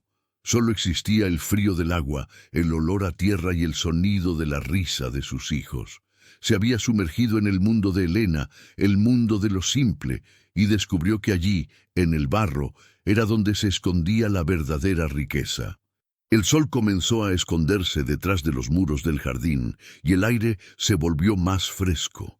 Elena, con el instinto protector siempre alerta, cerró el grifo poco a poco. El chorro de agua disminuyó hasta convertirse en un hilo, y luego en un goteo, hasta detenerse. El silencio volvió, pero ya no era vacío. Era un silencio agitado, lleno de respiraciones fuertes y corazones latiendo a 1000 por hora. Roberto se quedó sentado en el césped, con las piernas estiradas y cubiertas de lodo. Su camisa blanca era ahora marrón y transparente, pegada a su cuerpo. El agua le goteaba de la nariz y la barbilla. A su alrededor, los 4 niños estaban tirados en diversas posturas de agotamiento feliz, como pequeños guerreros, descansando después de una batalla gloriosa. El millonario se pasó una mano por el cabello mojado, echándolo hacia atrás, despejando su frente. Sentía el cuerpo pesado por el cansancio físico, un cansancio bueno, diferente al agotamiento mental del despacho. Miró a su derecha. Ciro estaba sentado a su lado, arrancando briznas de hierba y mirándolas con fascinación. El niño tenía las pestañas pegadas por el agua y las mejillas rojas como manzanas. Roberto sintió una necesidad imperiosa de hablar, de verbalizar lo que sentía antes de que la magia se disipara y la realidad volviera a imponerse. «Ciro», llamó suavemente. El niño levantó la vista. Ya no había miedo, había confianza. Esa mirada fue el regalo más grande que Roberto había recibido en su vida. Roberto extendió la mano y tomó la manita de su hijo. Estaba fría, pero vibrante. «¿Te gustó?», preguntó Roberto, con la voz ronca por la emoción. Ciro asintió vigorosamente. «Sí, papá jugó. Papá es divertido». La frase fue simple: «Papá es divertido», Pero para Roberto fue una absolución. Durante meses se había convencido de que tenía que ser papá fuerte, papá proveedor, papá serio. Nunca pensó que papá divertido fuera una opción, ni mucho menos una necesidad. «Ustedes me tienen que enseñar», dijo Roberto mirando a los cuatro. «Se me olvidó cómo se hace. Se me olvidó cómo jugar. ¿Me van a enseñar?» Leo se incorporó, poniéndose serio como solo un niño de 4 años puede hacerlo. «Sí, papá, pero tienes que quitarte los zapatos. Los zapatos no sirven para correr». Roberto miró sus zapatos arruinados y soltó una risa breve y seca. «Tienes razón, hijo, tienes toda la razón. Los zapatos no sirven para nada». Se desató los cordones llenos de barro y se quitó los zapatos, lanzándolos lejos junto al saco y la corbata. Luego se quitó los calcetines, hundió los dedos de los pies en el pasto húmedo. La conexión con la tierra fue completa. Entonces Roberto levantó la vista y buscó a la artífice de todo. Elena estaba recogiendo la manguera, enrollándola con movimientos lentos, intentando hacerse invisible de nuevo, volviendo a su papel de la criada. «Elena», dijo Roberto, no fue una orden, fue un ruego.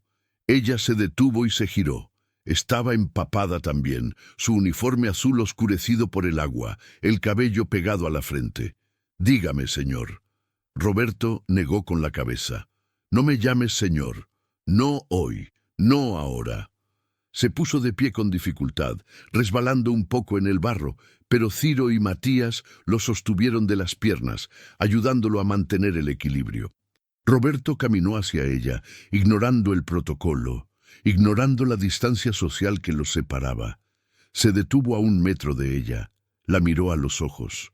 Vio el cansancio de años de trabajo duro, vio la humildad, pero sobre todo, vio un amor desinteresado que él no había sabido reconocer. «Tú sabías lo que hacías», dijo Roberto, afirmando más que preguntando.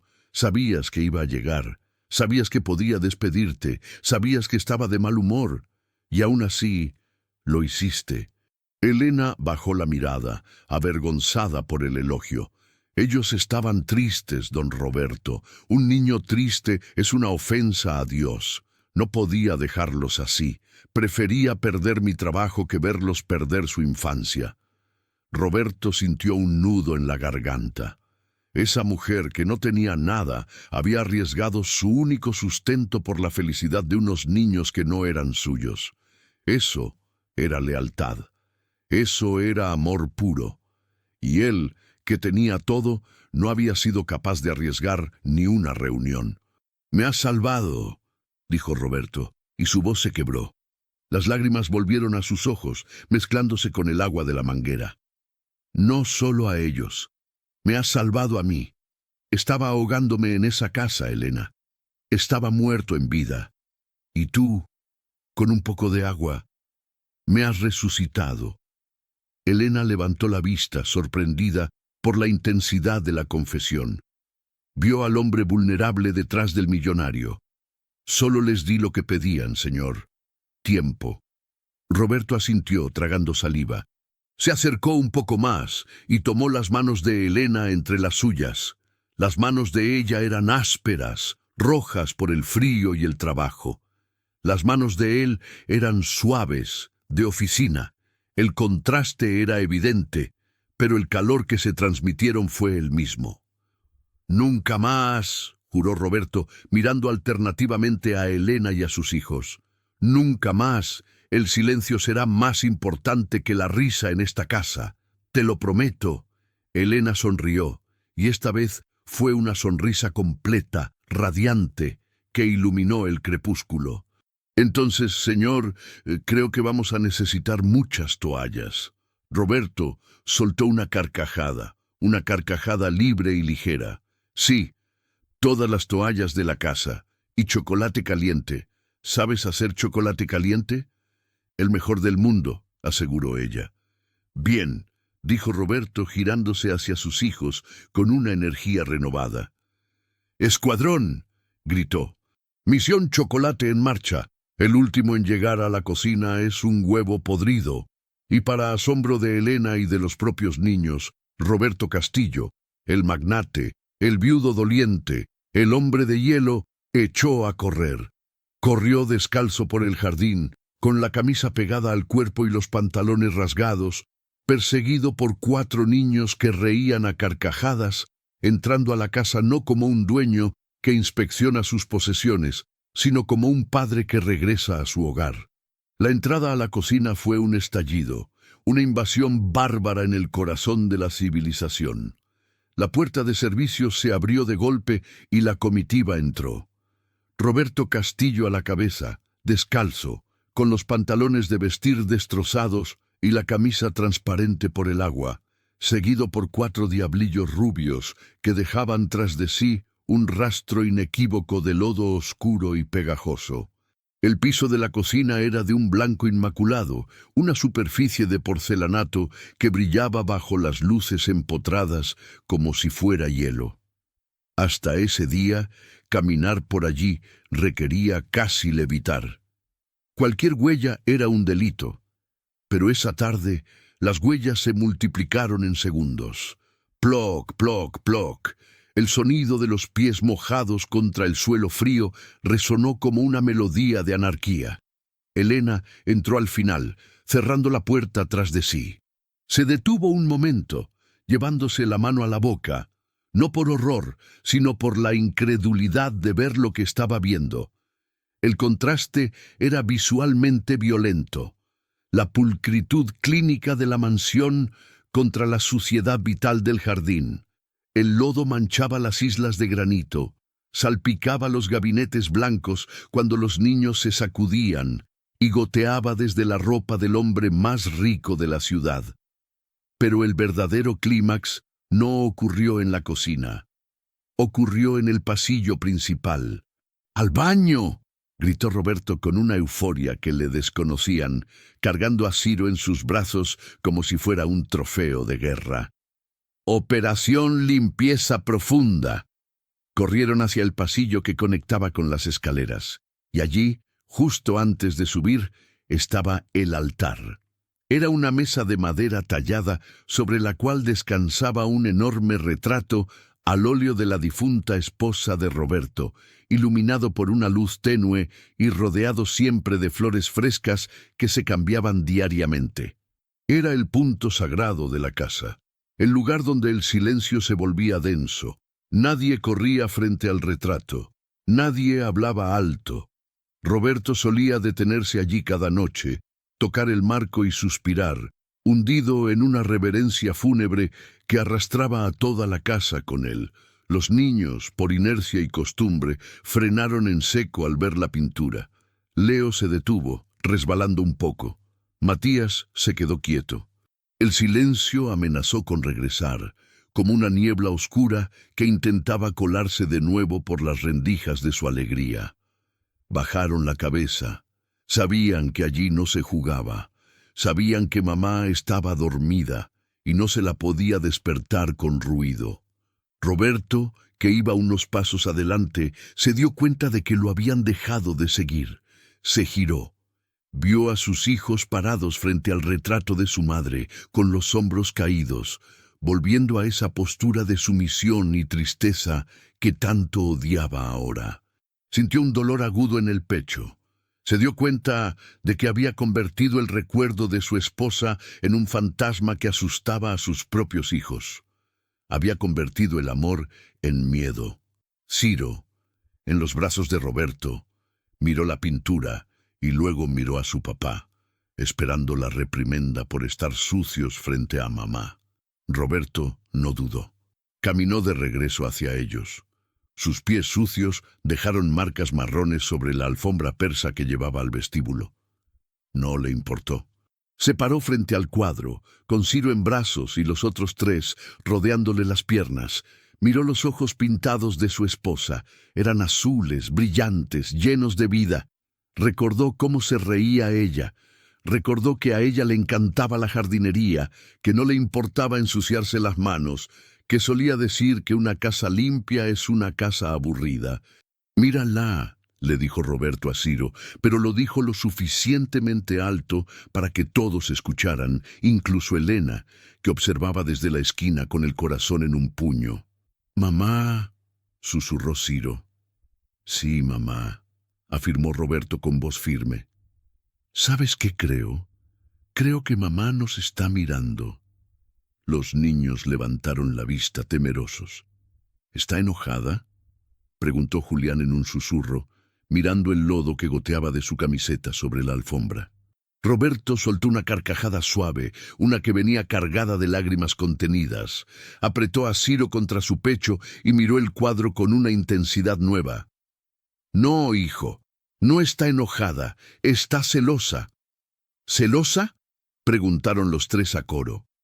«Sí», dijo Roberto, y las lágrimas finalmente rodaron por sus mejillas, mezclándose con el agua del jardín.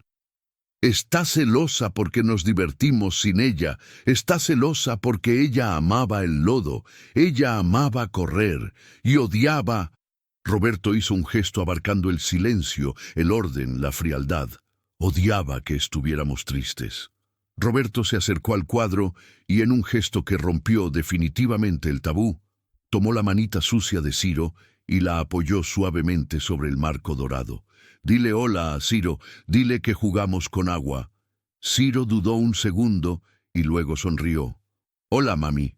Papá se mojó. «Es un monstruo de agua». Roberto miró a Elena. Ella estaba llorando abiertamente, sin tratar de ocultarlo. Él asintió hacia ella, un gesto de agradecimiento infinito. Habían profanado el templo del dolor y lo habían convertido, por fin, en un hogar. La mancha de lodo en la alfombra no era suciedad, era una ofrenda, era la prueba de que la vida continuaba. «¡Ahora sí!», gritó Roberto, rompiendo el momento solemne con una palmada. «El último en llegar a la bañera tiene que darle un beso al perro». La carrera se reanudó escaleras arriba. El ruido de los pasos retumbó en la casa vacía, llenando cada rincón oscuro con luz y sonido. Lo que siguió en el baño principal fue un caos logístico de proporciones épicas. El baño de Roberto, un santuario de mármol negro y grifería dorada, diseñado para la relajación solitaria, fue invadido. Elena llenó la inmensa bañera de hidromasaje con agua tibia y montañas de espuma. Roberto, torpe pero entusiasta, ayudaba a desvestir a los niños, luchando con camisetas mojadas que se pegaban a la piel y cordones llenos de nudos de barro. «¡Cuidado, señor!», exclamó Elena riendo, cuando Roberto casi resbala al intentar meter a Matías al agua. «Estoy bien, respondió él cayendo de rodillas sobre la alfombra de baño empapada. «¡Al agua, patos!». Los 4 niños entraron en la bañera gigante. La espuma voló por los aires, el agua se desbordó. Roberto, sentado en el borde, con su camisa arruinada todavía puesta, les lavaba el cabello con una torpeza conmovedora. Sus manos grandes, acostumbradas a firmar documentos, frotaban con cuidado las cabezas rubias, asegurándose de que el jabón no les entrara en los ojos. «Cierra los ojos, Leo», decía con una ternura que le quebraba la voz. «Así, campeón». Hubo un momento, en medio de las risas y las salpicaduras, en que sus miradas se cruzaron a través del vapor. Elena estaba secando a Julián, que acababa de salir, envolviéndolo en una toalla blanca y esponjosa que ahora parecía una nube gigante. Roberto estaba enjabonando la espalda de Ciro. En ese baño lleno de vapor, olor a lavanda y ruido infantil, las jerarquías sociales se disolvieron por completo. No había jefe y empleada. Había un padre y una madre sustituta, unidos por el propósito sagrado de cuidar. Roberto vio en las manos de Elena la destreza que a él le faltaba, y Elena vio en los ojos de Roberto el amor que ella siempre supo que existía, pero que estaba enterrado bajo toneladas de dolor. La bañera se vació, dejando un rastro de agua y juguetes flotando. El baño parecía haber sido azotado por un huracán tropical, pero Roberto nunca había visto una habitación más hermosa en su vida. Había desorden, sí, pero era un desorden cálido, era el desorden del amor. La noche cayó sobre la mansión Castillo, pero por primera vez en 6 meses la oscuridad no trajo consigo el frío. La casa estaba viva. En la sala de estar, frente a la chimenea que Elena había encendido, otra violación a las normas de ahorro y seguridad que Roberto había impuesto, 4 niños yacían desparramados sobre la alfombra gruesa. Vestían pijamas de franela con dibujos de cohetes y osos, el cabello húmedo y peinado hacia atrás, y las caras sonrosadas por el calor del fuego y la satisfacción del cansancio. Sostenían tazas grandes de cerámica entre sus manos pequeñas. El olor a chocolate caliente, espeso y dulce inundaba la estancia, combatiendo el olor a cera y limpiador que solía dominar la casa. Roberto se había cambiado. Llevaba ropa cómoda, un pantalón de chándal gris y una camiseta de algodón simple. Estaba sentado en un sillón, no rígido como de costumbre, sino inclinado hacia adelante, con los codos en las rodillas, observando a sus hijos beber el chocolate como si fuera el espectáculo más fascinante del mundo. Cada sorbo, cada suspiro de placer, cada bigote de espuma marrón en sus labios era un tesoro para él. Elena entró desde la cocina con una bandeja para recoger las tazas vacías. Caminaba despacio, tratando de no romper el hechizo. Su turno había terminado hacía 2 horas. Técnicamente debería haberse ido a las 6. Eran las 8:30. Recogió la taza de Leo, que ya dormitaba con la cabeza apoyada en el hombro de Matías.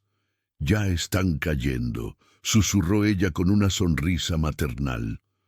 Roberto levantó la vista. Sus ojos se encontraron con los de ella. «Siéntate, Elena», dijo él en voz baja. «Oh, no, señor, ya es tarde. Tengo que limpiar la cocina, el baño quedó hecho un desastre y tengo que tomar el último autobús». «Por favor», interrumpió Roberto. «No fue una orden. Fue una invitación de igual a igual». Señaló el sofá frente a él. «Deja la limpieza. Mañana contratamos a alguien para que limpie. O lo limpio yo. No me importa. Pero siéntate. Necesito decirte algo». Elena dudó, pero vio la seriedad en su rostro. Dejó la bandeja sobre la mesa de centro y se sentó en el borde del sofá, con las manos juntas sobre el regazo, todavía nerviosa por la intimidad repentina. Roberto miró a sus hijos durmiendo frente al fuego. Ciro roncaba suavemente, abrazado a un cojín. «Hoy», empezó Roberto buscando las palabras, esas que no se enseñan en las escuelas de negocios. «Hoy iba a cometer el error más grande de mi vida. Iba a cerrar un trato por $50 millones. Y para hacerlo iba a despedirte. Iba a echarte a la calle porque hacías ruido». Elena bajó la cabeza, avergonzada por el recuerdo del conflicto. «Solo hacía mi trabajo, señor. Cuidarlos». «No», corrigió Roberto con vehemencia, inclinándose más hacia ella. «No estabas haciendo tu trabajo. Las otras niñeras hacían su trabajo. Vigilaban, limpiaban, callaban. Tú hiciste algo que no se paga con un salario. Tú los viste. Realmente los viste. Viste que se estaban muriendo de tristeza y decidiste salvarlos, incluso si eso te costaba el empleo. Eso no es trabajo, Elena. Eso es humanidad». Roberto se pasó una mano por la cara, exhalando profundamente.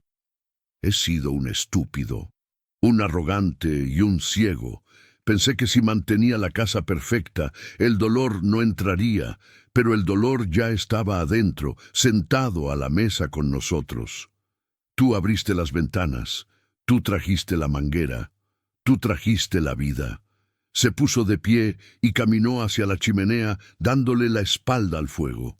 Su sombra se proyectó larga sobre los niños dormidos, protegiéndolos. «Quiero hacerte una promesa, Elena, y quiero que seas testigo». Miró a los 4 bultos pequeños en el suelo. «Les prometo a ellos aquí y ahora que nunca más volverán a ser invisibles en su propia casa. Les prometo que voy a llegar temprano. Les prometo que voy a jugar aunque esté cansado. Les prometo que voy a aprender a hacer trenzas, o a construir fuertes, o a saltar en los charcos. Voy a ser el padre que su madre quería que fuera. Luego miró a Elena directamente a los ojos.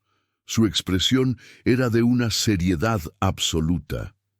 Y a ti te prometo algo más. No quiero que seas mi empleada.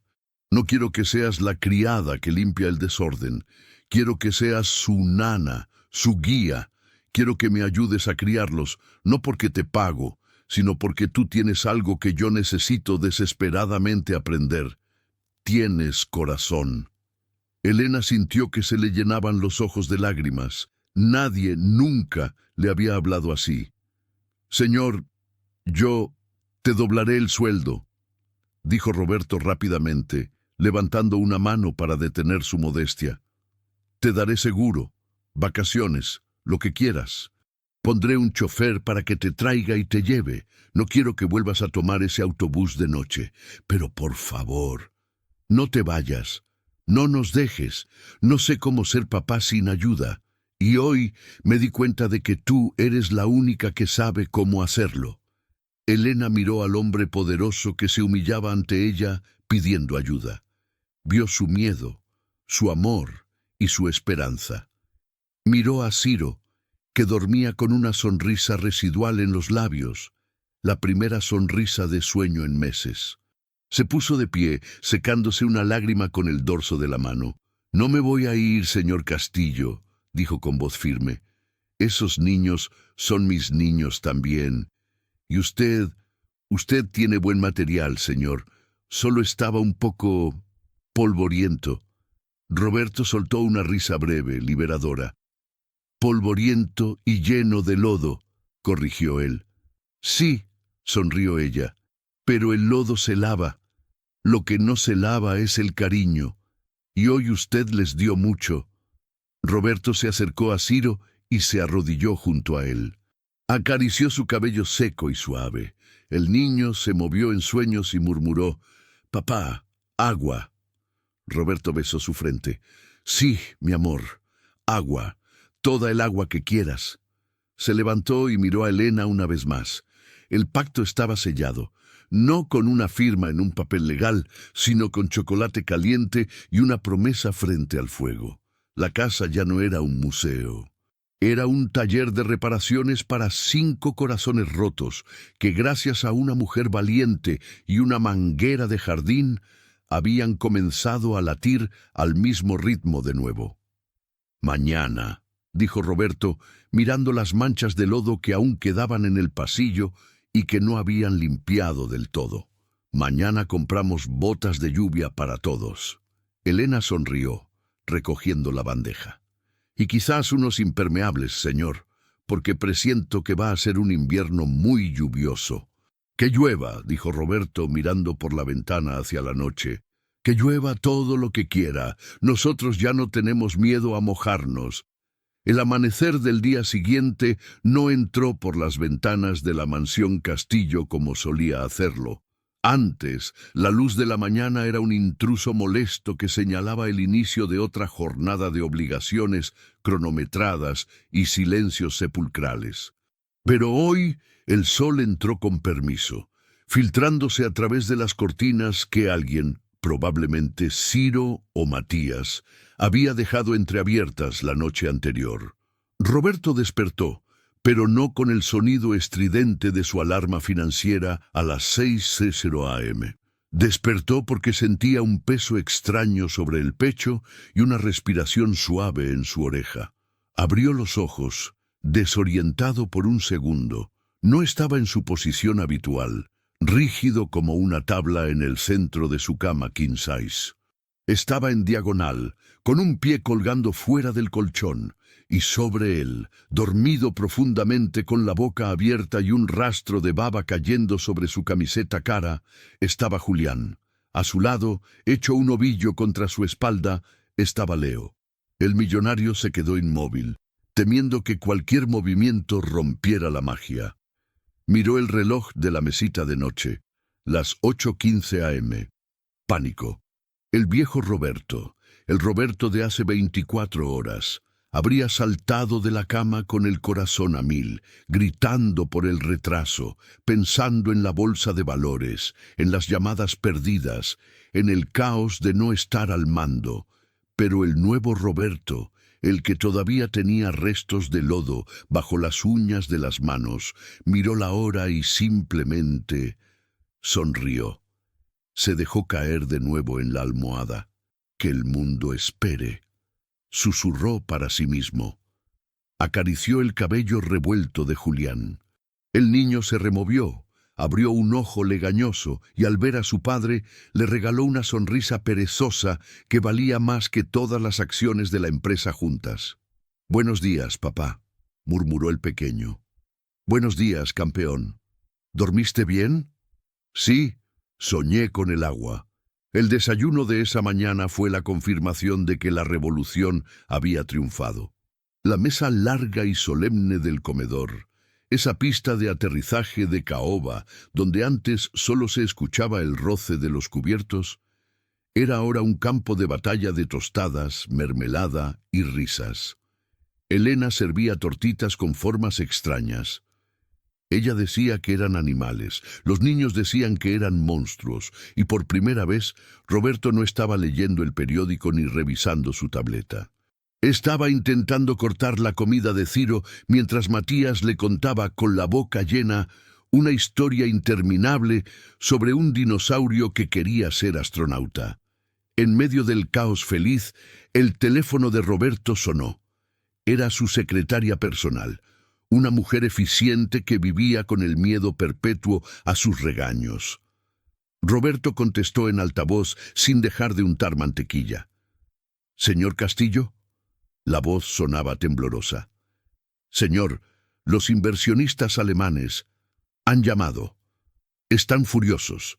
Dicen que su comportamiento de ayer fue inaceptable, que nunca habían visto tal falta de profesionalismo. Amenazan con retirar la oferta y hablar con la competencia».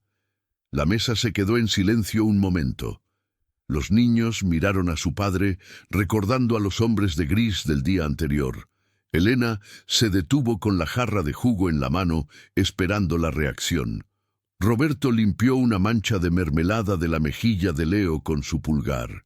«Marta», dijo Roberto con una calma que desconcertó a su secretaria. «Diles que no se molesten». «¿Cómo dice, señor?» «Diles que la oferta está retirada por mi parte. No quiero socios que se asusten con un poco de agua. Y diles otra cosa». «Sí, señor».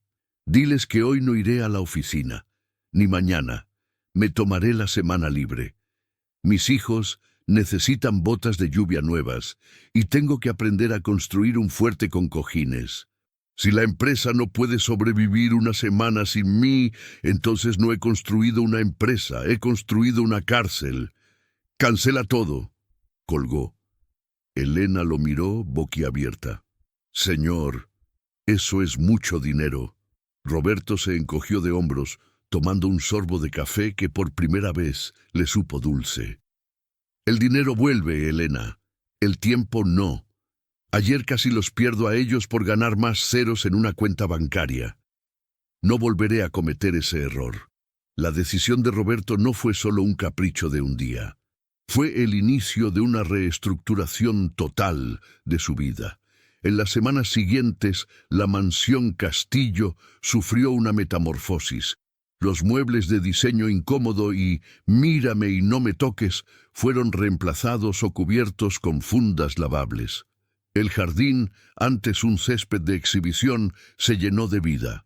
Un columpio colgando del roble antiguo, una portería de fútbol mal colocada y, por supuesto, una manguera nueva, más larga y potente, siempre lista para la acción. Pero el cambio más profundo no fue en el mobiliario, sino en el alma de la casa. Elena dejó de ser la criada. Roberto cumplió su promesa, le triplicó el sueldo, le dio beneficios que ningún empleado doméstico había soñado, pero lo más importante fue el estatus que le otorgó. Ella se sentaba a la mesa con ellos. Ella opinaba sobre la educación de los niños. Ella era la brújula moral que guiaba a Roberto cuando su viejo yo autoritario intentaba resurgir. Hubo murmuraciones, por supuesto. La alta sociedad, esos amigos que solo aparecían en las galas benéficas, criticaron el nuevo estilo de vida de Roberto. Decían que se había ablandado, que había perdido el juicio por el duelo, que dejaba que una simple empleada mandara en su casa. A Roberto le importó un bledo. Cuando lo invitaban a cócteles aburridos, él respondía: «Lo siento, tengo un compromiso ineludible». Y el compromiso era ver una película de dibujos animados, con 4 niños apilados sobre él, y una mujer con manos de ángel que les preparaba palomitas. 6 meses después del incidente de la manguera, llegó el aniversario de la muerte de su esposa. El año anterior, Roberto había planeado un día de luto riguroso, con cortinas cerradas y silencio absoluto. Pero este año, Elena le propuso algo diferente. «A ella le gustaban las flores, ¿verdad?», le había dicho Elena. «No le llevemos flores muertas a una tumba fría. Plantemos flores vivas aquí, hagamos un jardín para ella». Y así lo hicieron. Esa tarde, el jardín se llenó de actividad. Roberto, Elena y los 4 niños, todos vestidos con ropa de trabajo y cubiertos de tierra hasta las orejas, plantaron rosales, margaritas y girasoles. No hubo lágrimas de desesperación, hubo anécdotas. Roberto les contó a sus hijos cómo su madre se reía, cómo cantaba mal en la ducha, cómo amaba la vida. Al atardecer, cuando terminaron, se sentaron en el porche a mirar su obra. El jardín estaba revuelto, pero vibraba de color. Roberto miró a Elena, que estaba limpiando las manos de Ciro con una toalla húmeda. El sol del atardecer le daba en el rostro, iluminando las arrugas finas alrededor de sus ojos, arrugas formadas por sonreír demasiado. «Gracias», dijo Roberto. Solo eso. Elena levantó la vista y sonrió. «¿Por qué, señor?» «Por devolverme la vista. Estaba ciego de dolor, y tú me enseñaste a mirar lo que tenía enfrente. Pensé que mi vida había terminado cuando ella se fue, pero tú me enseñaste que la vida sigue, y que es un insulto a los que se fueron no disfrutarla mientras estamos aquí». Elena se secó las manos en el delantal, ese gesto que ya era tan familiar y reconfortante para todos. «Nadie se salva solo, don Roberto. Ustedes también me salvaron a mí. Yo tenía las manos vacías y ustedes me las llenaron de trabajo y de cariño». Epílogo. 5 años después. La imagen final no es una fotografía estática, sino una escena en movimiento, llena de ruido y caos, tal como debe ser. Es verano de nuevo. La mansión Castillo ya no se ve imponente y fría desde la reja. Se ve vivida. Hay una bicicleta tirada en la entrada. Hay música sonando desde las ventanas abiertas. En el jardín, la escena se repite, pero amplificada. Los cuatrillizos tienen ahora 9 años. Ya no son niños pequeños y tambaleantes. Son un torbellino de piernas largas, rodillas raspadas y energía inagotable. Están jugando un partido de fútbol improvisado y brutalmente competitivo. En el porche, sentado en una mecedora de mimbre, está Roberto.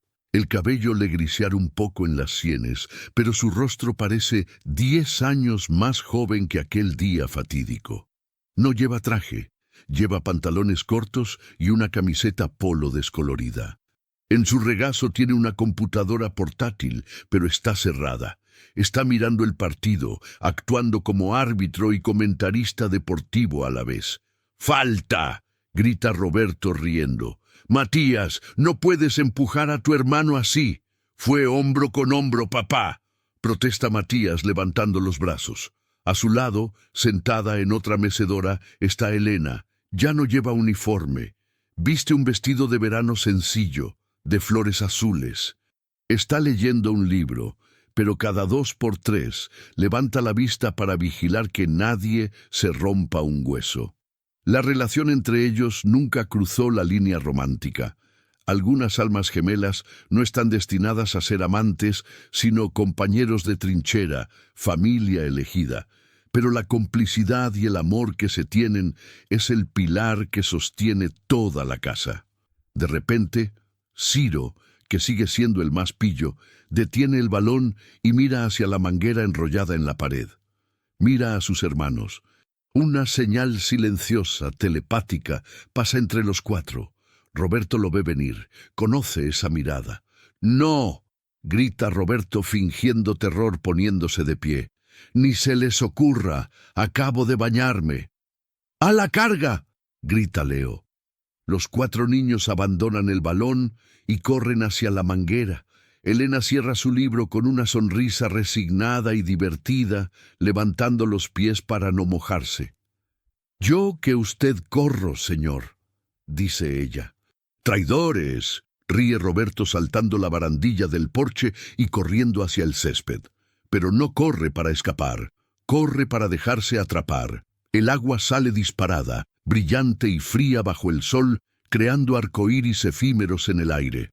Roberto es alcanzado por el chorro y por los abrazos de sus hijos. Cae al suelo de nuevo, como aquel primer día, pero esta vez no hay dolor, no hay culpa, no hay fantasmas. Mientras forcejea jugando en el pasto, empapado y feliz, Roberto mira hacia el cielo azul despejado. Piensa en aquel día en que volvió a casa abatido, creyendo que lo había perdido todo, solo para descubrir que la verdadera riqueza no estaba en sus cuentas bancarias, sino allí, en ese jardín, bajo el agua de una manguera sostenida por las manos valientes de una mujer que se atrevió a desobedecer. La cámara se aleja, subiendo hacia el cielo, dejando ver la mansión pequeña en comparación con la inmensidad de la vida que la rodea. Y mientras la imagen se desvanece, se escucha la voz en off de Roberto, no como un pensamiento, sino como una lección aprendida a sangre y fuego. Un hombre puede construir un imperio y seguir siendo un mendigo, pero un hombre que llega a casa y es recibido con risas, ese hombre ya es dueño del universo. Fin.